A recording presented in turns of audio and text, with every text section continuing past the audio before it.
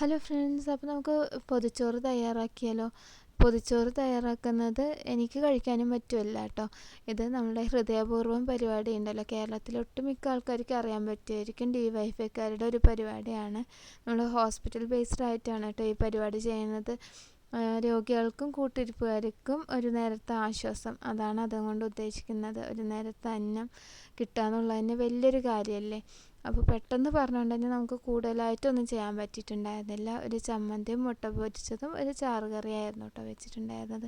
എനിക്ക് പേഴ്സണലി അനുഭവമുണ്ട്, ഇത് വലിയൊരു ആശ്വാസമായിട്ടുള്ളൊരു സമയം ഉണ്ടായിരുന്നു.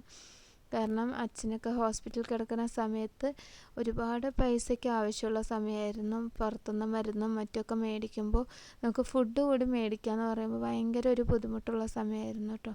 അപ്പോൾ ഈ DYFIക്കാരുടെ ഈ പരിപാടി ഉള്ളതുകൊണ്ട് തന്നെ എനിക്ക് ആ സമയത്ത് ഭയങ്കര ഒരു ആശ്വാസമായിരുന്നു. ഇത് പാർട്ടി ബേസ്ഡ് ആയിട്ട് പറഞ്ഞതല്ല, അനുഭവം കൊണ്ട് പറഞ്ഞാണ്. ഈ അനുഭവം ഉള്ളവർ ഒരുപാട് പേരുണ്ടാവും.